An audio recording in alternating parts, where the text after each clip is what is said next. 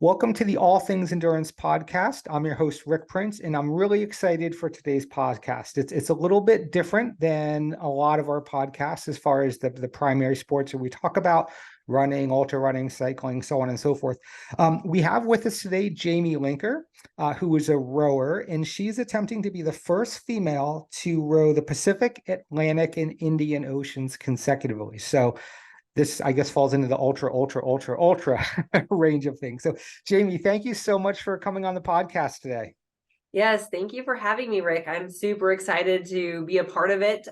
This is a podcast that I've listened to on the ocean, so it's really nice to finally come and be a part of it, something that helped me get across the last ocean. So That's I'm really awesome. happy to be here. So the podcast didn't bore you to death and you fell out of the boat then, huh? Oh gosh, no. I was like, it gave me motivation on the oars, like, hey, you got to keep pushing. So it was the opposite, Oh, actually. good. Well, before we get into sort of the meat of the conversation today, if maybe if you could tell us a little bit about yourself, how you got interested, not just in rowing, but sort of any other sports that you're involved with, and I guess more specifically, how you got interested in rowing across oceans. Oh gosh, yeah. I mean, that's such a question, right? So Yeah, loaded obviously, question. yeah. So obviously when I was a kid, I didn't wake up as like, oh my gosh, I'm going to go row an ocean. I don't think maybe some kids have that dream, but coming from Colorado, I don't think that was quite on my radar.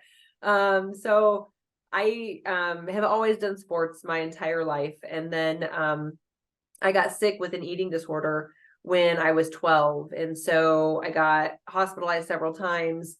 Last time it almost took my life. And so I finally decided I needed to make a change in order to stay healthy. So I've always been good at sports. I always liked doing sports and I always loved the outdoors. So I was like, hey, why don't I get into training? And that worked for a while. It helped me be accountable to eat. However, if I didn't have a reason to train, I wasn't able to keep that consistency and that accountability. So I started signing up for, at the time, that's when like 5K started becoming pretty popular.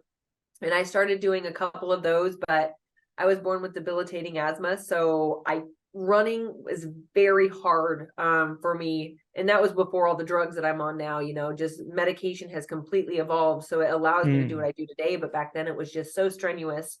So that's when the OCR, or the obstacle course racing, came to the scene. And so I started pretty much there. I had done all of them for the most part, really got into the Spartan sector and liked the normal OCR portion, but I started getting into their endurance events because they started offering a challenge that I really needed. The OCR events were great. It's just I was seeking something more challenging for myself. And so then it just grew and grew and grew, which also grew the community of the people that I'm a part of.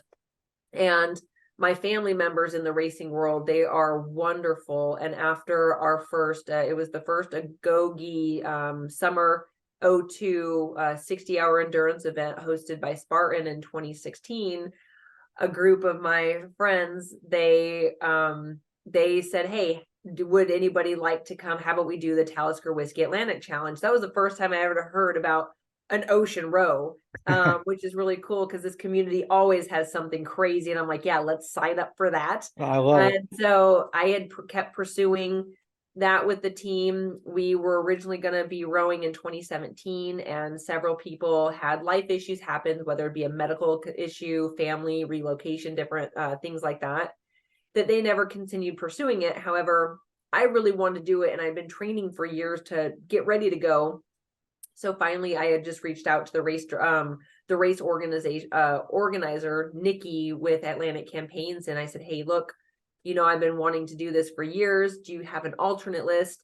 And she said, as a matter of fact, I do. And so she put me in contact with Dave Dunk, who was my first teammate, and we hit it off. He was from London and I'm from Colorado. So we hit it off and we decided that we were going to be teammates for the Atlantic. And then I guess, as you can say, after that, it's kind of history. So That's amazing. That's amazing. So yeah, so before rowing, the ocean, it wasn't like you rowed collegiately or anything like that.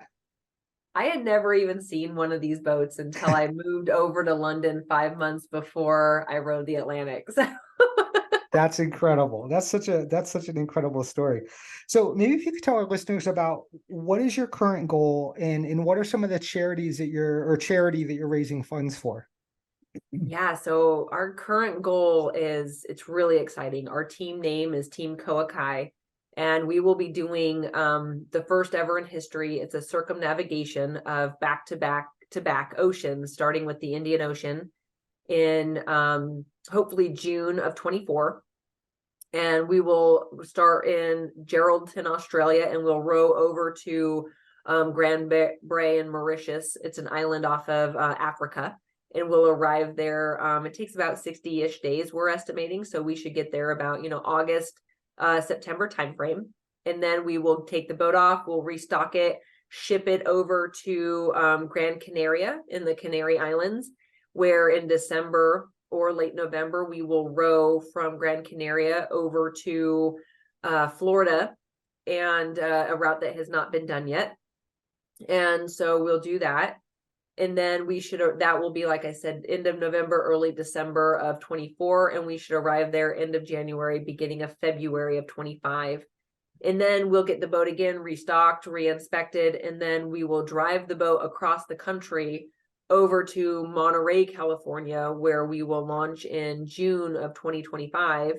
We will row from Monterey, California to Kauai, Hawaii with Atlantic Campaigns, the race I just got off of in July. And then we will, once we hit Kauai, we will restock for a day or two, be there. We'll get back on the boat and finish rowing from Kauai all the way over to Cairns, Australia. So it will be about 12,000 miles of rowing, and it will take us about a year and a half to complete. Okay, got it. So slightly longer than a 5K then, just slightly. 1 or 2 days. Yeah, just 1 or 2 days. Wow, that's incredible. So what you're rowing for a charity. What is the charity that you're rowing for? And maybe some of your teammates, what are some of their charities as well?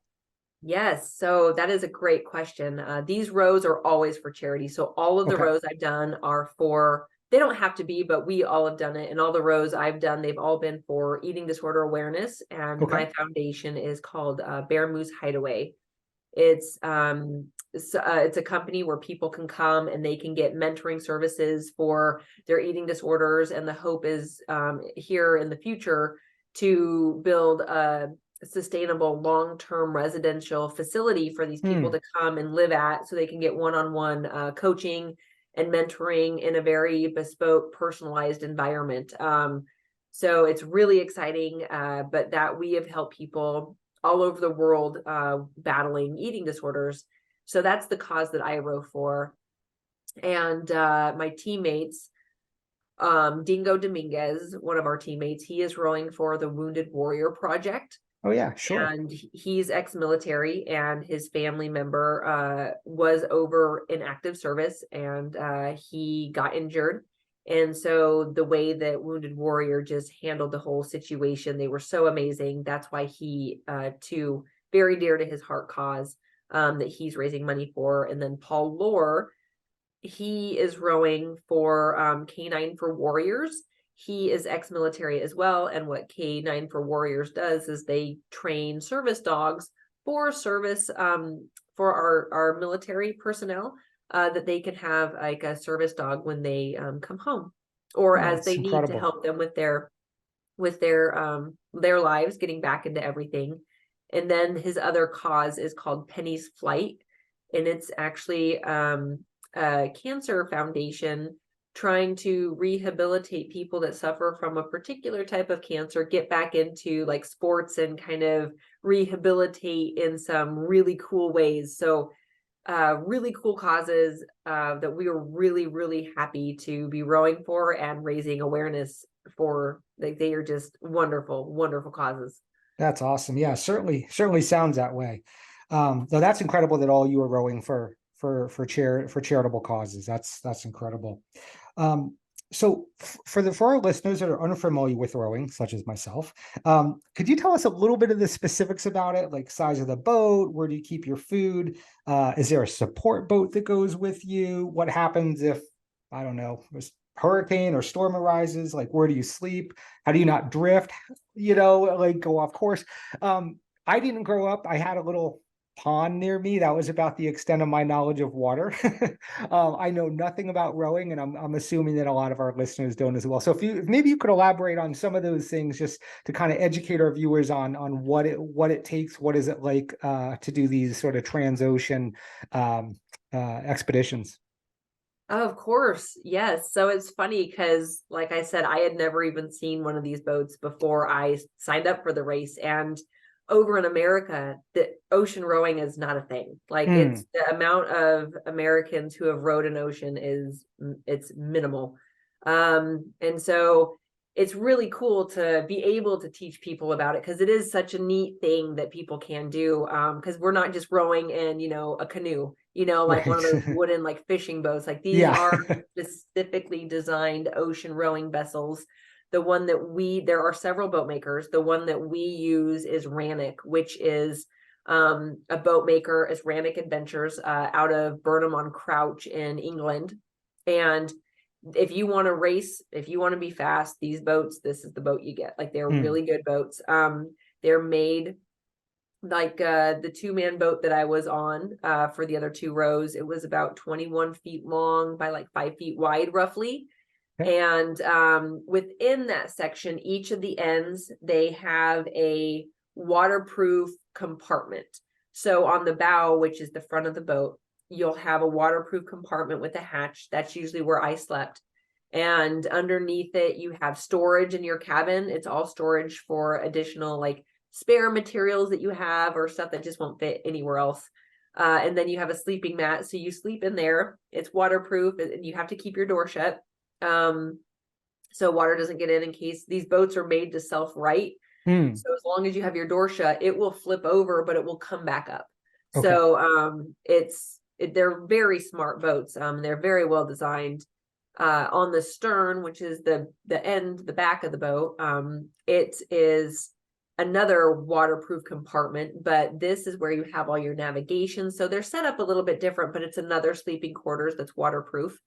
And that's also where you'd have like you would attach your navigation. You have the VHF radios for safety in there.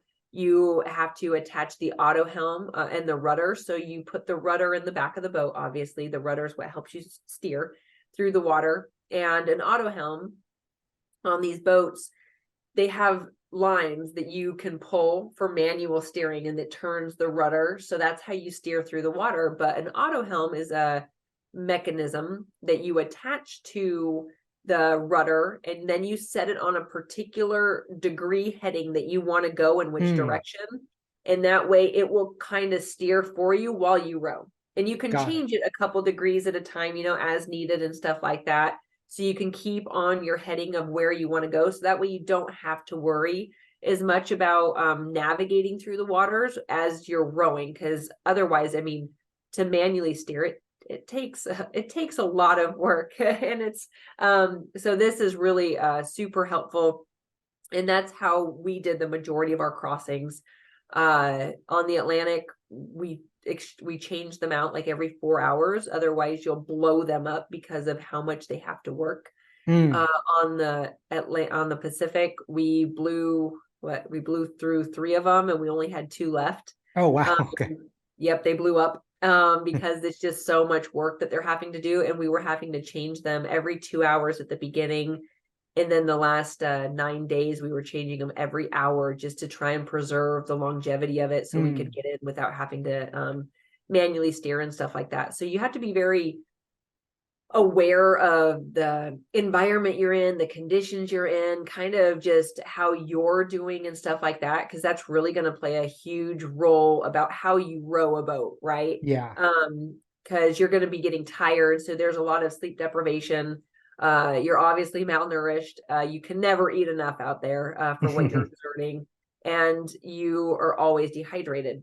But you combat those things. So we do rotations. Usually the most common one is 2 hours on the oars, 2 hours off the oars. So while one person's rowing, the other person's sleeping, and then you switch. So you don't have a ton of interaction, at least on a 2-man team, with your other teammate, unless, you're doing throwing a, para anchor which is a parachute anchor that goes underneath the water since it's too deep in the middle of the ocean. You deploy this big parachute that fills up with water, and that's kind of how you, if you're in too rough a seas, it holds you so you don't drift too much in one direction or another, and you don't go backwards or get stuck in like some rough stuff. Interesting. Yep, you also deploy it like when we encountered the aftermath of the hurricane, we were getting hit from waves from every side, like these huge, like 20-foot waves, and we couldn't get out of it. You can't row through it, you can't do anything. So you have to deploy the para anchor, and you just ride it out. Okay. And you'll lose ground and stuff like that, but it's better than just going with the current. So and sometimes you can deploy it and it goes in your favor and you'll gain a mile or so. But so there are ways to combat the different elements that you're in, and that 2-hour rotation is how you're going to that's how you maximize your time on the oars.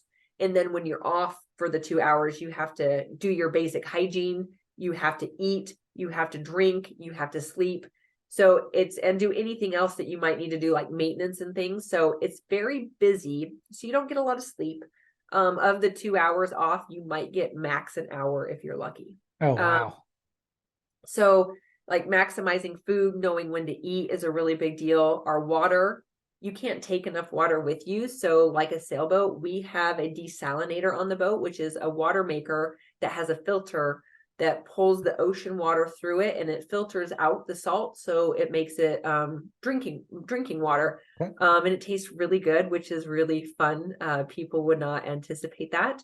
Mm-hmm. So it's a completely different life on board, but you have to, because it is a self-sustaining race. Like you said, we don't have support boats. The ocean is a long way to cross, to have someone following you. So when you set out on these ventures, you have to load and stock the boat with everything you're going to need until you reach the other side or until you reach your end destination. So when we rode the Indian Ocean from Australia to Africa, it will be 3,100 miles. Wow. And it'll take us like 60 days roughly. So we will need to have, for a 4-man team, we'll probably have about 75, 80 days worth of food on there, just because of the conditions.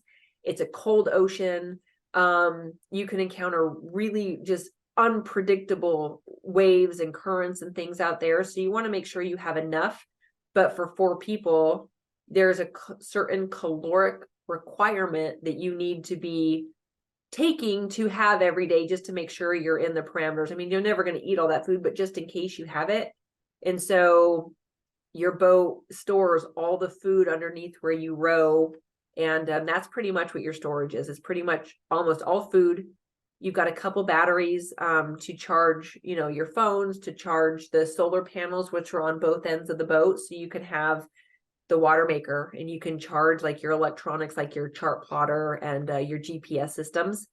But other than that, it's just storage. There's not really an inch of room. I mean, if I've got photos on my Facebook, and you sleep around the things in your cabin. Like you're like, okay, I've got my knees bent around like some apples I brought, I'm sleeping on top of my clothes just so you can, because it gets very tight.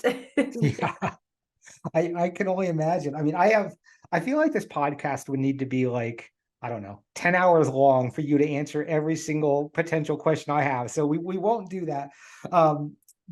But one question for you, you brought up the desalinization filter. Do you have to change that filter as you're throughout it, or is it something that it's just once one filter, it's just good to go for the whole trip?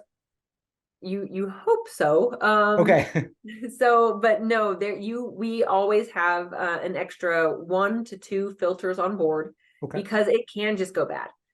Depending on the type of water you're in, if you run it, say you got stuck in like an oil thing, it can ruin that filter. Oh. And so we have never had to replace, luckily, on either of the crossings I've done, we've never had to replace that. But on the last crossing on the Pacific, our water pump started going out. So we had spare parts to completely replace the water pump, and that's things, I mean, now we're getting to some scary territory that, because this is your livelihood. If you don't have water, like Sure. yeah, and you only have so much emergency water. So you do have about 20 gallons of emergency water on the boat, like in bottles and stuff like that. But we had to start rationing and stuff like that. So yeah, we have spare parts to replace it. You just pray that you don't have to. Yeah, sure. I guess redundancy is the name of the game when it comes to doing something like this endeavor. Yes, that's what we try and do, is we try to have touch points of at least like two minimum, up to 4 to 5 areas of redundancy. So on this next row, for example, I told the team that I want to have 7 auto helms. Hmm. I mean, just because you change them, some teams, they change their auto helm like once every 4 weeks. Like it was the currents they were in, it was whatever, like they weren't worried about it and they were fine. We blew ours up, and where it became a problem, where if you had to manually steer in the conditions we were in and somebody row, nobody's going to get a break. So you're Right. going to be up 24 hours all the time. And trying to do that is so extremely hard that you just want to have, like I said, that redundancy. I want Sure. 7 just in case, like we have plenty if they keep Yeah. blowing up. Got it. Got it. So for the next question, this is something maybe at the core of a lot of our podcasts, right? And kind of what we talk about in our certifications is the training aspect. So how do you train for this? Like, training for 5K, 10K, even ultra marathon as it goes up in distance. We just had that conference this past weekend. It gets a little bit more tricky and a little more involved, but an ultra marathon is absolutely nothing compared to what we're chatting about now. So what do you do for training? How do you manage it? What does that look like? Well, it's funny because I do not train. I am not a traditional trainer for an ocean rower. The recommended training that like Atlantic Campaigns, the safety team usually puts out is, you need to be on a row erg or on your rowboat, which in Colorado, we don't have oceans, so it makes it a little bit more challenging. Yeah. And then like running, right? Doing a little bit of light weights and stuff, but I am a multi-sport athlete. Like I'm an adventure, a survival athlete. That is my core of what I am. And so I train for all of those things. My Okay. day consists of waking up at 4 a.m. and going to the gym for an hour to an hour and a half. And then I cycle or drive depending on the day for where I'm going to yoga. And then I'll go to yoga for an hour. And then I go to Muay Thai for an hour. And then I get back, go to work, and then I go run and swim at lunch. And then in the afternoon, I go back for a 2-hour gym session. And after that, I'll either do a bike ride, or I'll go, and depending on what I'm training for, or I'll go rock climbing, or when the race gets closer, I'll start incorporating more dance, because my theory, and I'm not saying it's right, I think there is so much room for interpretation, what works best for anyone, because it's such a long-term thing. But where I'm able to train and cross train in so many different facets, it's because I focus on how can I work as many muscles in my body and work those fine-tuned stabilizer muscles as much as I can, because out there you're going to need it, and you're going to need the fuel. So the more different types of training you can incorporate, the more muscle you gain in other areas. So that becomes fuel when you're out there and your body starts turning catabolic and it starts eating itself. So it Mm. becomes more preventative and restorative training style, just for what you're going to encounter for a long duration like this. And also cross training like that, your butt's always going to hurt when you sit on, when you start rowing, it's going to hurt. Your hands are going to hurt, your butt, your back, like it's just going to get tiring. So you're going to get into that repetitive motion once you get on the water, but working out all those other muscles so you can preserve and prevent injury while you're in that position. That's really the benefit I've found. And I have a lot of success without having a lot of injuries. My recovery time is not hardly anything. And I believe it's based on just the amount of training and the different aspects to go into this. Right. Now, like a more standard endurance athlete, someone who's not rowing across oceans, do you do periodization within your training, or is it sort of just due to the uniqueness of it? Is it sort of your, I mean, again, it sounds like you do different stuff every day, but is the sort of, we'll call it the load, I guess, your workload, is it sort of similar across the board? I mean, obviously you're in a fairly high state of fitness at all times. It's not like maybe you need base training and followed by intensity, but what does that look like from a training perspective, sort of on the long term? So no, that's a great question. When I come back from the rows, your hands don't work very good. A lot of people, they won't be able to open their hands Oh, because wow. of just rowing so much. Myself, I sleep. So I sleep with my hands like between my legs or like under my arms to Okay. keep them open. So that way I don't get a clenched fist, Ah. but that makes it hard because then trying to close them is really challenging. So when you try to go and like pick up weights when you come back, like you can't put, like even carrying a grocery sack is hard because that pressure against the tendons and things like that is just, there's so much damage, and like your lower back pays a price. So coming back from a row, this time I took a week off. So and then I was back in the gym, and I was only running, like I did like 1 to 2 miles the first week, and then after the second week I maxed out at 3 miles, and then after the first month and a half I started going up more.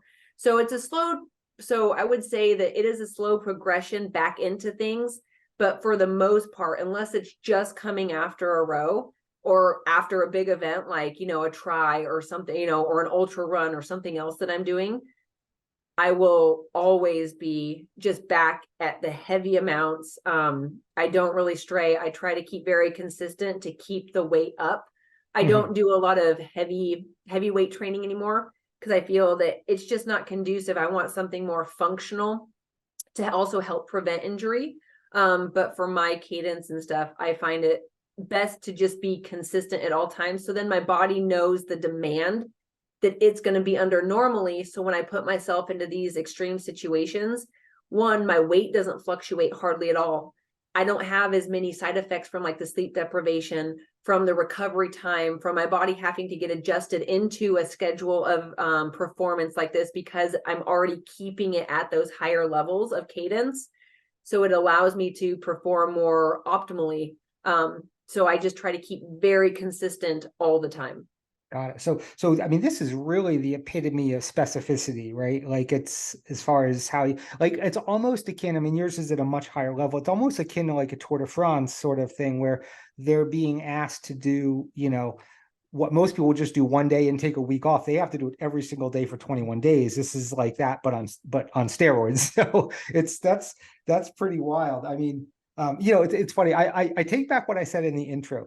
I did row one time when I lived in New York City. I went out on one of those boats in Central Park on a Okay. rowboat, and you could be out there for 1 hour. And then if you didn't make it back to the dock in time, you had to pay for another hour. So I was out there with my wife and she's like, we're getting close to the hour. So I remember like rowing as fast as I could, hitting boats, and to get back to the boat before the hour ran out. And even with that, I was sore for like the next week. So I can't even venture as far as what you're getting into.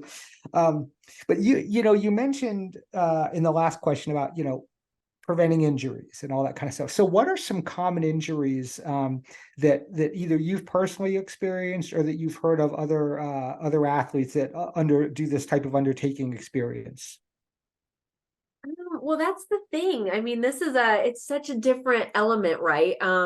Most of the time the injury you're going to have, like you're going to get butt sores. Obviously sitting on your butt in the same position rowing day in day out, it's rough. When I did the Atlantic, I was able to row for like 4 hours at a time, and then by that time like my butt would finally get a little tired. I'm like, okay, I got to get off. This Yeah. time I was at like an hour and a half every single time. I'm like, I'm barely going to make it to two Oh, hours It wow. just, yeah, it just depends on what you have on your seat. I want to say this ocean, you had to work a lot harder than the Atlantic, in terms of like the Atlantic is kind of more big, flowy, rolling, huge waves. This one, they weren't as big, but it was so forceful that you're having to work through all that water. So I Hmm. think it's just the way you're having to move your body and strain and put pressure on the different muscles in your fanny. really played a part in that. So people will get butt sores from chafing and just from sitting in that. Sunburn is huge out there.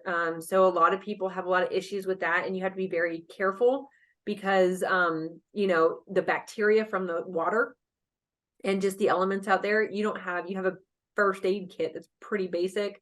Okay. And so if you get, an infection, we have some antibiotics and things like that, but you only have so many, so you've got to be very careful with prevention. Blisters are a big one on your feet, your hands. I usually, and then like your hands, like I said, they start like hurting the first couple weeks just to get back in the momentum.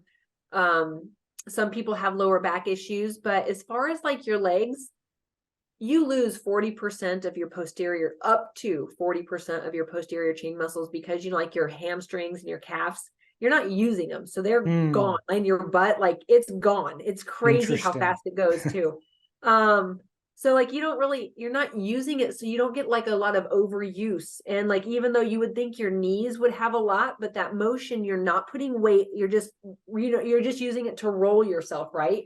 So you're not really having a ton of, you use your legs a lot, but it's not the same. So the injuries more or less happen out there if you burn yourself on your jet boil, if you're trying to cook, heat up some water for your food, or if you cut yourself with a knife, or if you fall down on the side of the, on the boat, like, and get hit or get a cut. It's going to be more self-induced things like that. Otherwise, it's going to be the blisters, the butt sores, and like the hand issues. Okay, gotcha. So you've been alluding to several times about, we just mentioned with the jet boil, the nutrition element. Obviously, like you said, pretty much all the storage is food and all that kind of stuff. But I guess the unique thing about your situation is you have limited real estate, right? You can't pack like everything you want and put like an entire like buffet on there and all that kind of stuff. So or is there sort of a common theme that most people use for food, whether it be, dehydrated food or, energy bars, or what kind of things I'm assuming also things that are easy to open and digest easily, that are good for the, relatively easy for the gut. So what role does nutrition play? And then what specific foods are typically utilized for this type of endeavor? No, that's a great question, Rick. So you can take whatever you want. You just have to remember, you have to carry it. So weight, you need to be, aware of the weight of things. Most people take freeze-dried dehydrated meals. I am not able to eat those with my diet and my health issues and things, and with the eating disorder. So I'm sponsored by a company called NutriStore, which they are the world's largest freeze-dried food company. And they donate all my food. And so what they do is they'll have like chicken, potatoes, corn, they'll have it all individually packaged. Okay. So then I take it, and with their ingredients, I customize and make a meal that I want. For example, my breakfast, I had 9 different fruits with a little bit of granola and a little bit of oatmeal in it. And I put some protein powder in it. So then that way, when I would get off for breakfast, I just put a little bit of water in it, and I can either put a little bit where it makes it more like an apple or like a fruit crisp or crumble, or if I put more water in it, it'd be like a smoothie. Okay. And you could eat it really quick. It didn't have to emulsify. It was just great. But it's just me having to measure out each of those ingredients, looking at what the options are, having to measure it, having to package it, make sure I have the right macros and micros. I would say a lot of people, they don't get as intricate as I do. However, having an eating disorder and having known for the past, 2/3 of my life, really specialized on how nutrition fuels my body.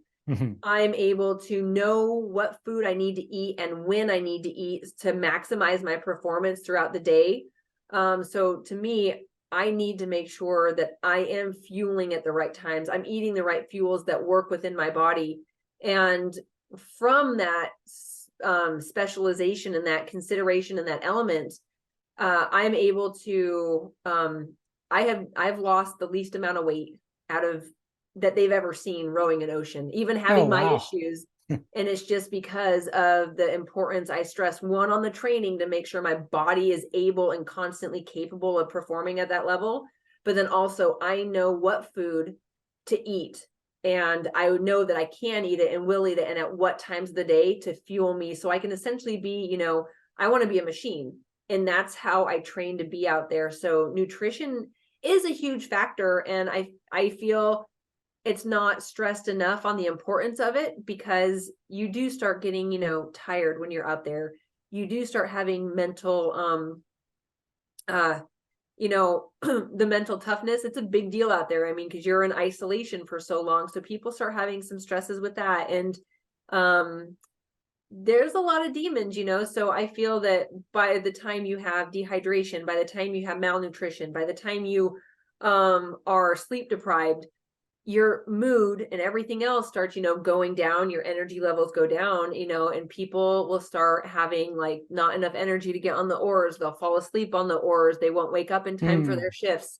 They, their attitudes, because there's fights on the boat, like different things like that. And a lot of that could be mitigated if people, I feel, were fueling correctly, which is hard because, again, you only have a small window to eat.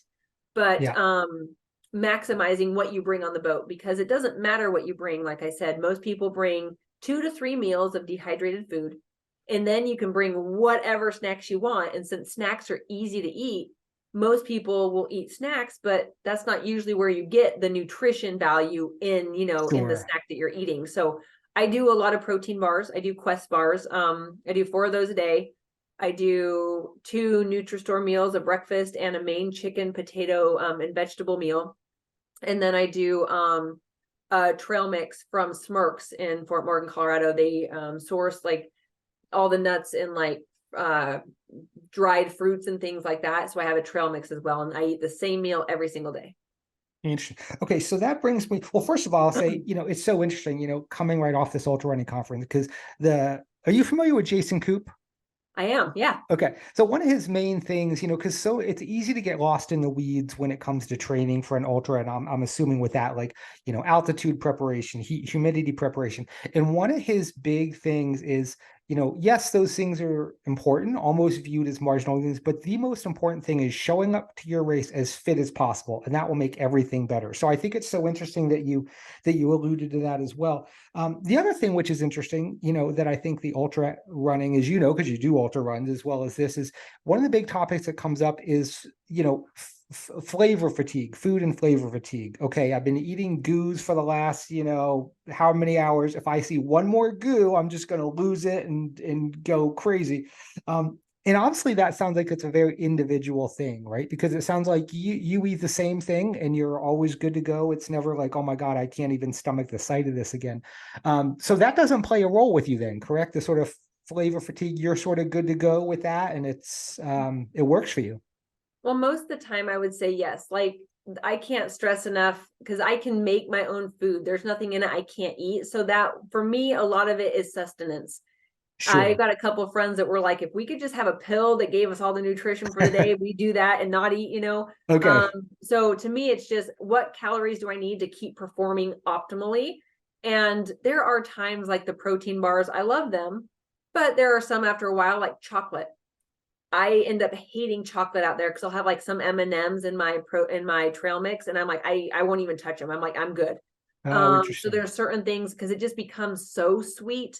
But as far as like my main meals, no, I never get tired of those. I do bring like a little bit of barbecue sauce or something, just to like change it on every couple of days, so you don't have it exactly the same every day, because that would be a little bit hard. But for me, I'm just like, I know it has the nutritional requirements that I need every day. Yeah, it might get tiresome, but at the end of the day, I need to perform, and whatever it's going to take to perform and ensure that I'm eating appropriately and not like straying too far from that, to battle the eating disorder, one, but also to be able to perform as an athlete. That's really where I find my consistency and stability, in that peace of mind, is just being like, nope, it can be the same every day, because that consistency is how I can remain mentally like aware and conscious and keep that mental fortitude and not break. Because you start entering some extra food and stuff out there, your body is not always going to tolerate it either, So I brought pretzels the last time, and I brought pretzels on the first row. First row, fine. This last row, I got insane. I didn't get like seasick or anything, but it caused like some weird like cramping in my stomach. So it was like extremely painful. Sure. And it was just from incorporating something different that I normally can eat, And that is because it's a stomach disorder I have, but still, the more consistent I can be, the less issues I'm going to have from being able to eat my food. Yeah, that makes complete sense. That makes complete sense. And I think to your point, again, there are some special issues, I guess, with your nutrition and your health, but it sounds like really you sort of put that at the top of the pyramid is performance, not taste, not, hey, this is the best food I've ever eaten in my entire life kind of thing. So you spoke a few times about mental toughness. There was a study done about, I think most people would prefer to run outside than on treadmills, and they find treadmills harder, and they actually did a study to see about why it was harder. And I forget the exact name of the study, but what they determined was that running on a treadmill is not physically harder than running outside. I think maybe it actually might be easier, but they gave all these people a test, little survey. And what they determined is it was more difficult because there was no end in sight. There was no finish line. It wasn't like I was running a race. I wasn't like I was running to get there. It was just you're on this thing and it just keeps going. And until you get very, very close to your destination, rowing, I'm assuming it's the same. A lot of things always look the same. So in addition to the next question about just the role of mental fatigue, do you think that plays a role into it, that there's no, you can't see on a daily basis what you're rowing for? It's just kind of the same thing every day? I think a lot of people start having that, which is why when they start seeing land or they get closer, this last race on the Pacific, the racing team, the staff, they were worried that because we were going to see Oahu first. They thought that was the route we were going to take. And they were telling us in advance that they were already being prepared to have to make sure to coach people to continue to the destination and not just get off the boat. Oh, because okay. it does become like, you'll see a boat out there, every day it's waves. The Atlantic, we saw a ton of boats, like cargo ships and stuff, because that's a main shipping channel. The Pacific, you don't see that many boats. We saw a ton of trash. It was a joke, like between all the teams, like how long you could go without seeing a piece of trash. It was very, very sad. Oh, that is sad. It was really bad. The Atlantic, nothing. Like we might have saw, a dozen pieces the whole time. We would see a dozen pieces in like an hour. It was awful. Wow. But when you can see just like another boat, it becomes exciting because there's nothing out there. So I think getting into if you just get lost in the waves, I know teammates, I know other teams that it would kind of start deterring their mood if they would just wake up like, oh, it was the same. And I will be the first to say there were certain mornings on the Pacific, you would wake up and your speed would be like 0.7 knots and you're just dying. You're like, a baby crawls faster than this. But then as the day moved on, you'd get faster and faster. And at night, you'd pick up your speeds again. And then the next morning, same exact thing. Every day, same thing. There was no sun. There was no moon. We had like one official sunrise and we had 2 nights of stars on the entire 45-day crossing of the Pacific.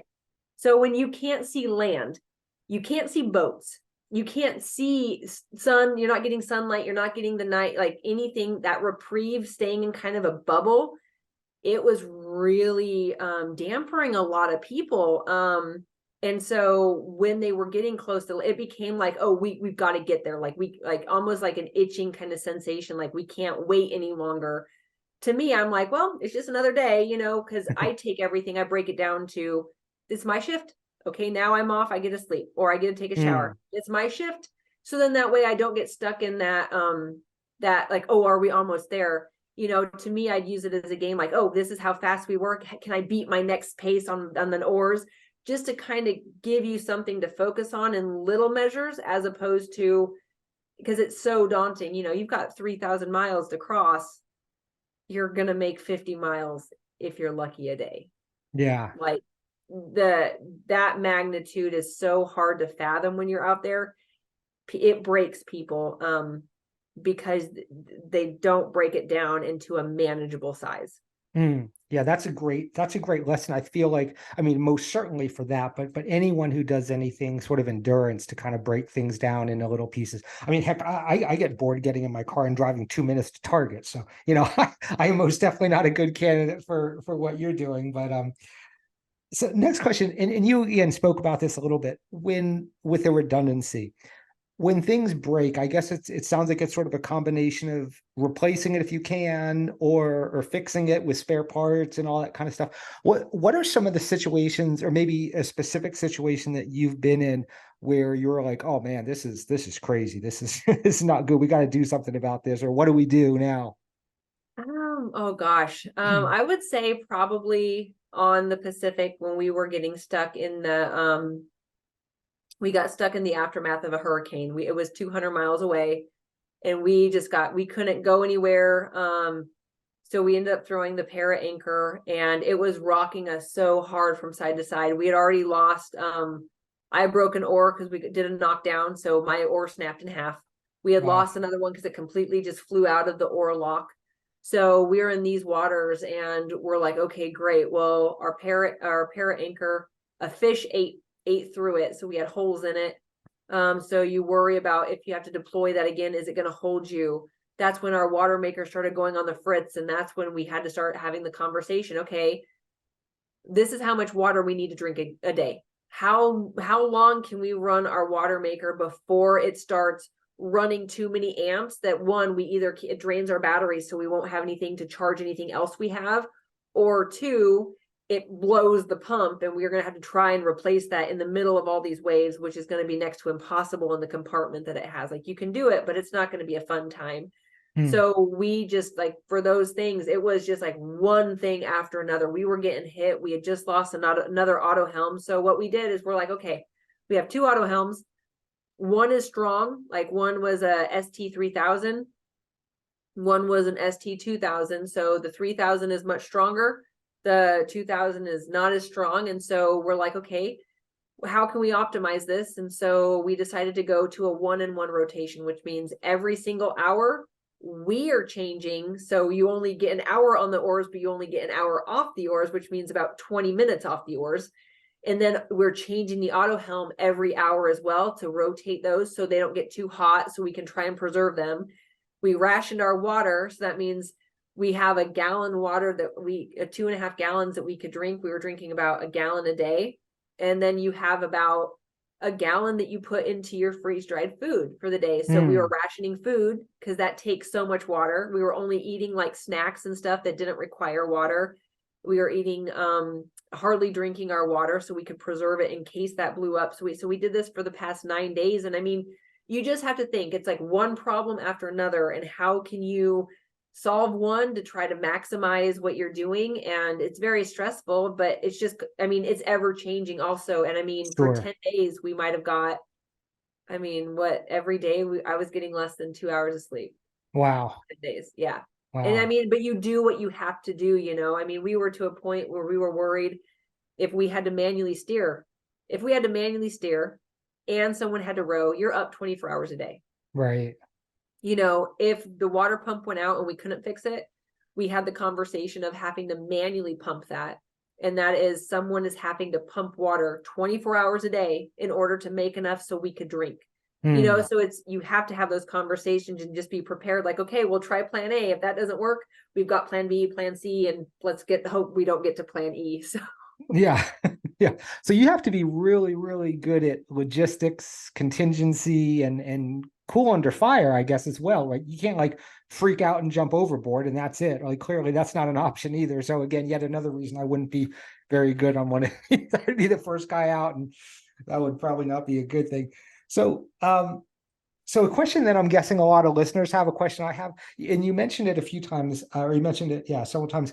Showering and going to the bathroom. How does that work on one of these? I'm so intrigued now. Like, I feel like, well, maybe what we can do is maybe you can email me a picture of the boat, and then so we can put that, into the podcast, into the video element, so people can get a sense of what one of these looks like. But showering, going into the bathroom, what is that?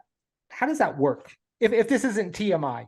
Oh no, it's funny because where you go to the bathroom is the number one question we get, over food, over sleep, and over drinking water. And I it's believe it. how do you go to the bathroom? Yeah. And so we have a bucket, and it's as glamorous as it sounds. Okay. You go to the bathroom in a bucket and you pour it over the side. Okay. Everything that you use is obviously biodegradable, stuff like that, plant-based products. So it can be put into the water because it disintegrates and it doesn't pollute, which is nice. But that's how you go to the bathroom.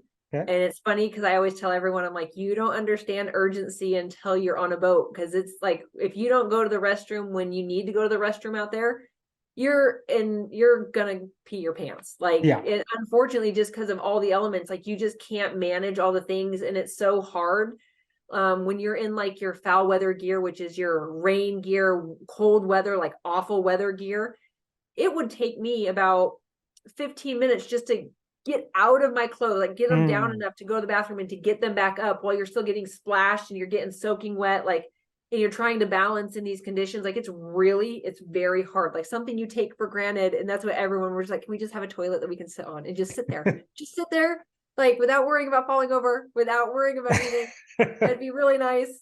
Yeah. So that's how you go to the restroom. And then for showers, I took the joke on this last row was I took more showers than the fleet, they think. But when I wasn't taking a real shower, which was it was the beginning of a 4th day. So I went 3 days, which I would get my bucket of water. I'd fill, our drinking water up, and then I'd fill a little bit of my bucket up with some fresh water. Or I'd fill these collapsible gallon jugs with water and put it in the sun, which was the best thing ever. Let it get warm. Otherwise, it's very cold. Put it in the bucket when I got ready to take my shower, and you just undress on deck. You've got your soaps and things like that, and you just, rinse off, and it's as glamorous again as it sounds.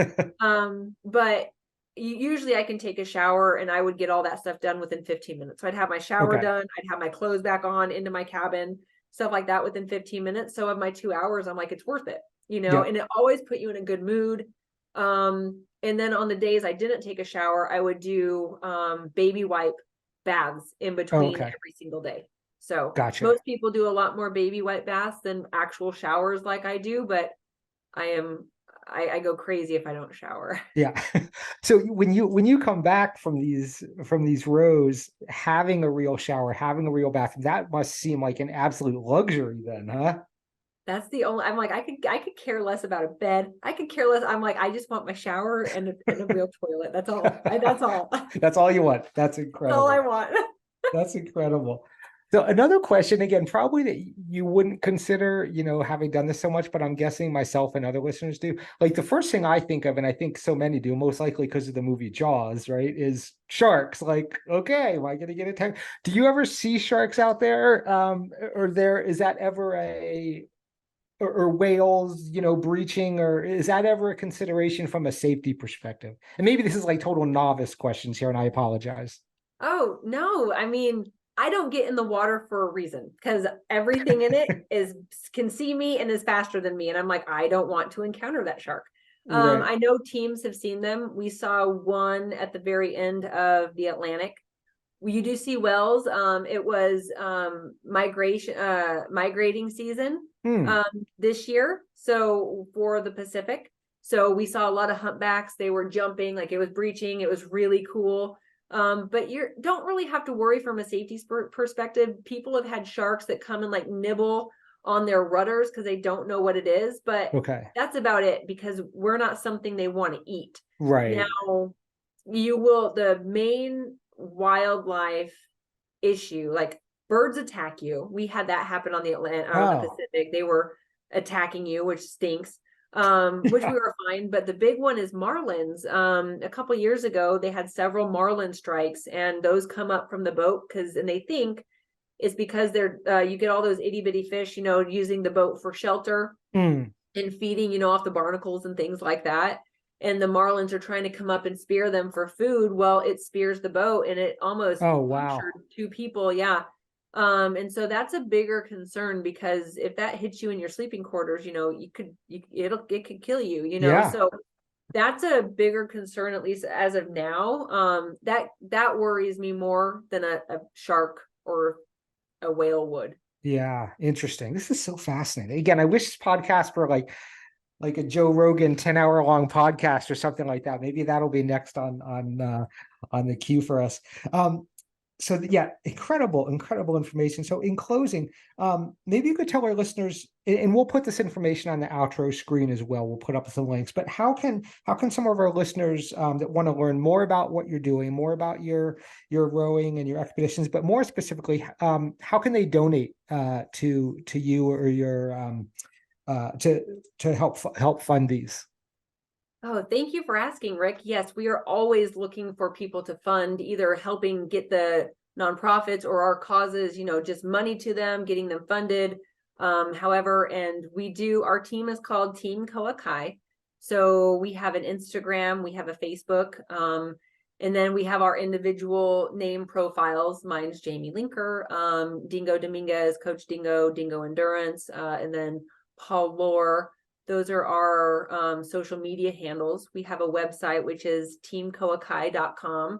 And all of our information is constantly being streamed and being thrown out there on all of our social media and our website. And there are links everywhere to donate. And if you can't find the link, reach out to us, because we would love to be able to communicate further if you want to donate to make this journey happen, because it's such a big undertaking, since it's never been done before in the history. We're really excited. If you want to be in touch to do that, reach out to us, individually, or go to our website, any of those places. We have it posted everywhere, since this is a big thing that we're doing, but we are trying to really make a difference for our causes. And there's going to be a link to each of our causes on there, how to donate to each of them specifically, and so forth. Awesome. So I lied. I have one last question. So Okay. due to the nature of it, how long it is there sort of a total price tag, a total cost for this? We are anticipating it costs about $150,000 to $180,000. Okay. That's just the cost for the row itself. Okay. So we're hoping to raise that. And so obviously, anyone listening, if you would like to donate to make this happen, please reach out to us, because this is just such a cool thing, especially never been done before, in the world of endurance. It's just really, really cool, especially for, the US, since I am the first US female to ever do the Atlantic and Mid-Pacific Oceans. Now, with us being the first team ever, and ocean rowing not being a thing over here, it's just a remarkable thing for the US to come into an area of a sport where other countries dominate. So it's just a really cool opportunity. And like I said, for our causes, that's the number one reason we do it. And just trying to make a difference for our soldiers, for the people suffering, for people that are struggling with eating disorders, those rehabilitating from cancer. We just want to make a positive impact for everybody as much as we can. So yeah, we're hoping to raise quite a bit of money for our causes, but the cost of the event is $150,000 to $180,000. Okay. Awesome. Awesome. Well, thank you so much, Jayme. This has been incredible. And promise me this, once you're back, we will do a post post expedition podcast as well. So I want to hear all about it. This is incredible. I would love it. Yes, you will be one of my first calls for sure. Yes, and we will have Awesome. a link also. It's called YB Tracker. It's an app you can download. You will be able to track our boat the entire way across every single leg to see how Oh, we're doing, wow. our average miles, our speed, our estimated time of arrival. It's very interactive and super fun. So our entire journey will be able to be tracked as well. Oh, that is so cool. Okay, so we'll get all of this info. We'll put it on the outdoor screen for those interested. I will most certainly be doing that. This is so cool. Well, thank you so much. Thank you so much for coming and telling us about what you got going on, about your charities, and how people can hopefully help with the donation as well. So, all right, perfect. Well, so we will chat with you next once you're back. Wish you all the best with the row, and we'll talk soon. Great. Thank you so much. Yes, thank you. Great. Thank you, Jayme. You're welcome. you.